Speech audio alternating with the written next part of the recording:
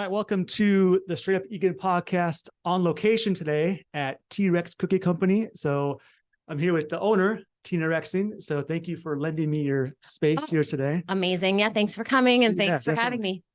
Definitely. So just want to kind of get your origin story, kind of backdrop of, where you started, what kind of got you into this business, and go from there. Well, I spent 20 years in corporate America.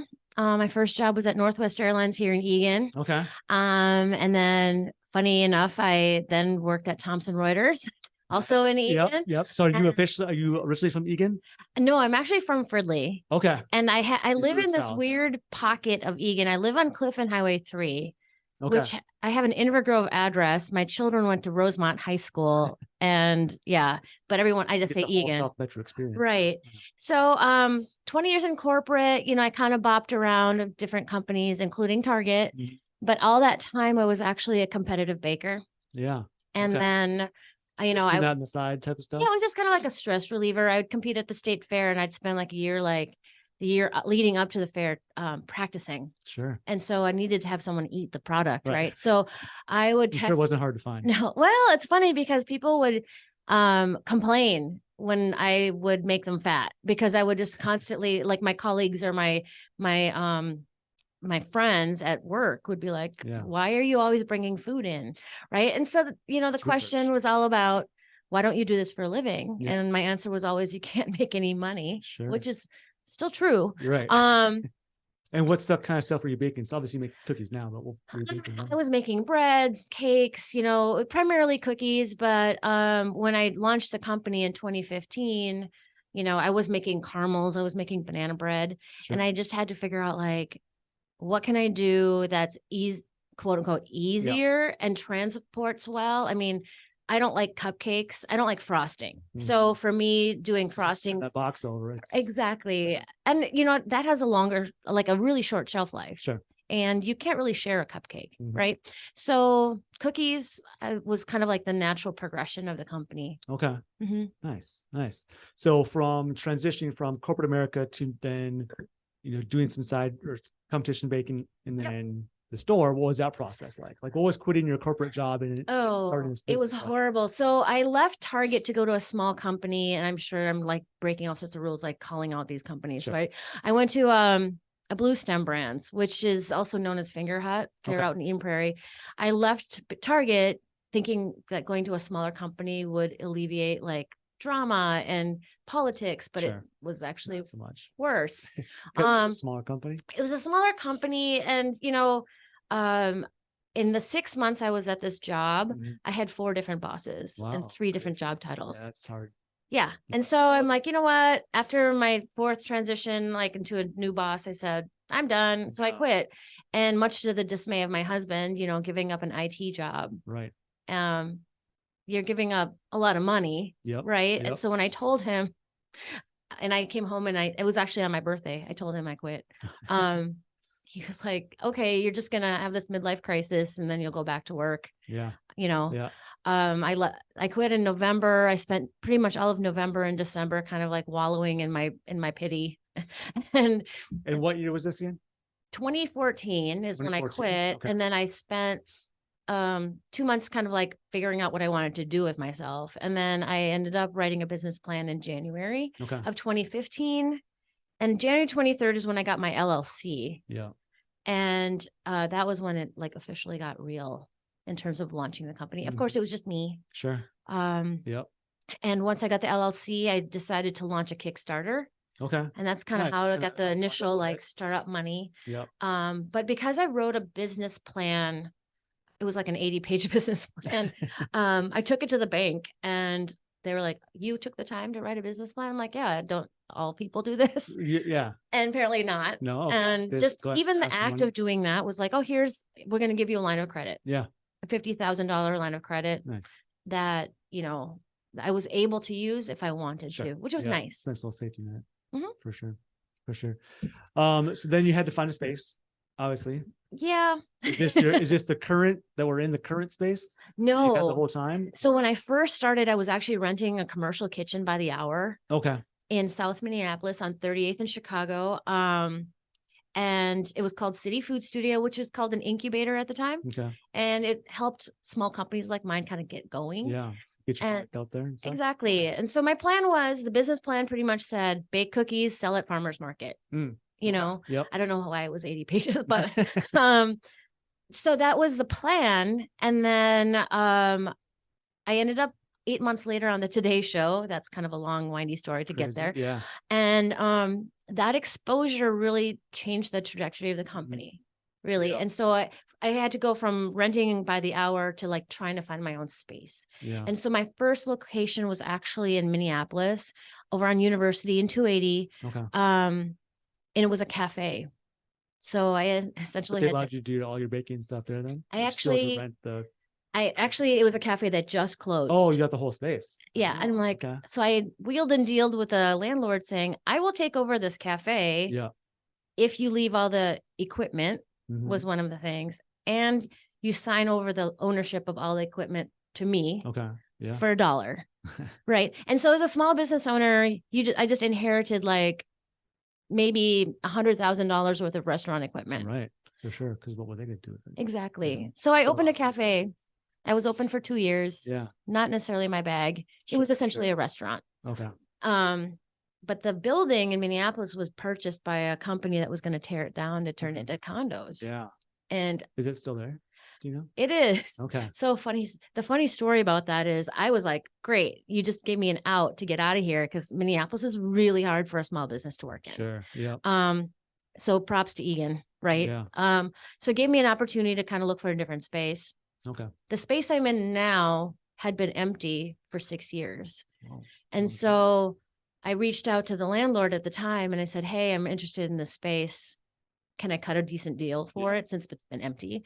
And they said, yes. No one else wanted the space. Money for it at that point. Get something. It's better than zero. Right. And so not only is it 2 miles from my house, it's in Eagan. I don't have to deal with all the drama of Minneapolis and Minneapolis politics, Minneapolis taxes, crazy stuff. Sure.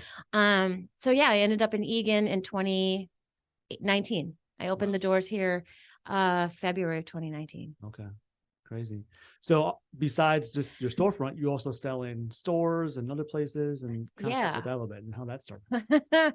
So I started in Eagan with this location, and I only wanted to be open like 4 days a week. That was my plan. Yeah. And then someone had talked me into opening a second location. Okay. So I'm like, well, it was in a shopping mall, no less.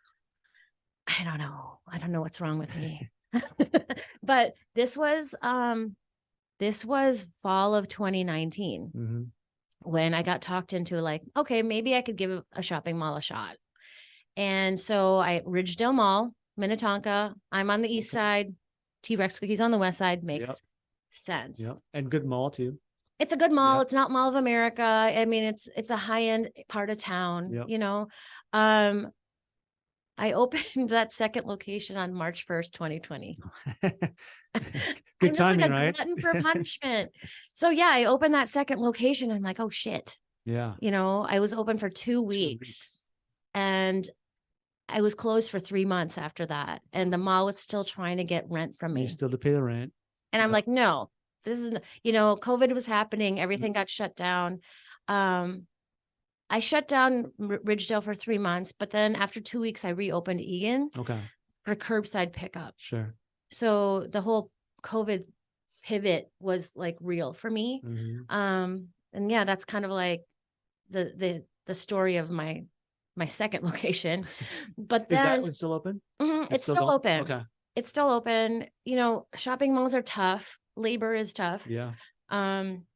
And I'm in the middle of the mall, right? But from an exposure standpoint, it's actually done relatively well. Okay, that's good. And then COVID again pushed my hand in terms of like trying to figure out where else can I make money, because, I was in football stadiums. I was at Orchestra Hall. So COVID shut down. Because you're doing US Bank too or something. I'm in US Bank, Target Center, Minnesota Wild, Excel Center, and soon to be Minnesota Twins. But all of that was shut down. Yeah. So where else can I make money? And I'm like, well, I wonder if people can make these cookies in their own homes. So I started talking to my customers like, will you take this bag of cookie dough and see if you can bake a half-pound cookie in your house. And so, Challenge accepted. yeah. And so a lot of people just came and got free cookie dough and Yeah. tried it out and gave me some feedback on, did it work? Did it not? And that's kind of like how we launched into grocery stores Okay. in, So people found out they could make it at home. and- fall of 2020 is like October through December, we were kind of Okay. plotting out Yeah. our plan. And then we launched into our first grocery store in January of Which one 2021, was that? Hy-Vee Plymouth. Okay. And Hy-Vees are strange in that each store gets to make their own decision. Sure. Yeah. Interesting. So So you Hy-Vee started there Plymouth. and kind of moved more east then? yeah, I started at What other Hy-Vee. stores are you in now? Right now I'm in pretty much all major grocery stores. Okay. From Lunds and Byerly's to Cub. Mhm. The only chain that I'm not currently in Minnesota is Coburn's, Okay. I used to work at Coburn's when I was right? a teenager. Yeah. We're working on it. I'm working on it. I have a meeting with them next week. Okay. Well, good luck. So you not only in Hy-Vee, at least the one I've seen, you sell the dough, but also the straight up cookies in the bakery. Yep. So we just launched in bakery. Well, Hy-Vee Bakery has had me there for almost a year now. Okay. And then we just launched into Jerry's and County Market. So County Market and Jerry's are owned by the same company. And Cub sells them in their bakery, but they're not T-Rex cookies. They're not called T-Rex They're not cookies called T-Rex. right now. I'm working on trying to get them to call them T-Rex cookies. Yeah. Because the brand is growing. Mhm. And I think the brand has a lot of clout in it that people know it. Sure. Cub calls them colossal cookies. Oh, okay. But Haven't just quite made that note, switch friends, yet. they're actually They're T-Rex actually- cookies. Nice. How has it been? So with Cookie Company and social media, like, your social media is awesome, by the way. Oh, thank I you. love those videos. But how has social media helped you in your business growth? I would not be where I am today without social media. Yeah. I mentor a lot of small businesses, and a lot of them are like reluctant to get their faces out on Mhm. Facebook. But honestly, that's how things are evolving Yeah. right now. And social media is quote unquote free, Right. right? Yeah. And so I started the company by just posting, oh, Tina's doing a pop-up in downtown, put it on Facebook. Mhm. That's the only place I knew how to get to people. Sure. And Facebook is how the Today Show found me, Okay. right? And so without Like at a that, farmer's market, someone. my posts them? followers, Okay. Facebook put out a call out, what's the best cookie in your state? Okay. And then basically my followers who would like look to see where I was popping up, Yeah. did an instant message or post on the Today Show's site saying T-Rex cookie, And right? that's when they reach out to you, and that's when it took off, huh? Yeah. So, if you're not on social media, you're kind of dead in the water from a small business perspective. Do you have a preference of a platform over one or the other? It's funny because each platform has a different I know set of TikTok, yeah. people, right? So TikTok, all the millennials in the world. Yeah. I'm not on Snapchat just because I can't figure it out. Kind of confusing. I've tried it, but Right. not my thing. TikTok to me is like my guilty pleasure Yeah. in terms of You can my definitely personal. get lost in TikTok. for Right. sure. And it's whatever's served up to me is really funny because I see like cooking videos all the time. Yeah. So to me, that's how I like learn how to cook chicken. But Facebook, I want to say is the older crowd, but the older crowd that actually has money. Mhm. And then we have Instagram, very visual, right? It's usually the millennials and a little bit younger. Yeah. And that's where my posts are different. Mhm. My posts are like the mixer videos, like the funny images. Yeah. And that's where I can be kind of snarky. Facebook, not so much because your audience, you have to kind of know the It's a audience little for each different. platform. Yeah, I feel like Facebook, if you try and target more like a local area, Facebook's great because you can kind of Right. Post in those groups or whatever. But Instagram, I think for you, especially as you kind of build your brand, Right. because your brand has a little edginess to it, which is cool. But I think that's where people really start to see because you can post reels and stuff, and it's just more, it's more visual than It Facebook is. And reach. it's a lot of work. It's a lot of It work. is, And yeah. I started out doing it myself. Okay. A lot of questions was like, do you do it yourself? I'm like, I have access to all platforms. Yeah. But I actually had to hire someone to do it Yeah. because you have to do it and you have to like understand the algorithm. Mhm. Like why does this only have 10 views where a stupid video I posted yesterday has like Yeah. 500,000 views? It makes no sense to me. For sure. And then it's a full-time job basically. You got Right. creating a lot of content. Like you have to go in there, edit it, figure out what to do, write the captions. Yeah. So. And I actually have a podcast too. Yeah. So it's on hiatus right now because my producer's like, podcasts don't make money. We have to do things that make money. Yeah. But it was a lot of fun to do with my podcast. Yeah. And what was the kind of the theme of your podcast? It was a lot more about small business ownership and entrepreneurship and kind of like sharing with the audience, and actually had a lot of listeners. I was surprised. I thought I was just talking to myself. Yeah. I mean, you feel like you are right now, just talking to each other. But I had guests, and we had guests to talk about like, what's it like to run a small business? What are the challenges that we suffer through as a small business owner? And a lot of people don't want to talk about it. Like, as everything from mental health to like failure. How does one deal with failure? Yeah. As a small business owner, get to experience this failure. Right. So how to deal with it. Back to the cookies. Right. So what kind of like what's your top flavors, and then what are your kind of array of different flavors? We probably have made over 500 different kinds of cookies. Okay. Some are major fails that we'll never do again, but now we know. But my best seller is the sea salt caramel chocolate chip, which was the one that was recognized by the Today Show. Okay. And a lot of people were like, "Oh, I don't like sweets." The fact that we sprinkle some sea salt on top kind of like negates a lot of this over sweetness. That's why I got it. Of the cookie. I got some cookies, so. And they're all half a pound. So for listeners that don't know, yes, you don't know, the cookies are half a pound. Yay. Yeah, they are. And ones too, even, right? We make 5-pounders. So it's like half a pound or 5 pounds. Pizza box. Yeah.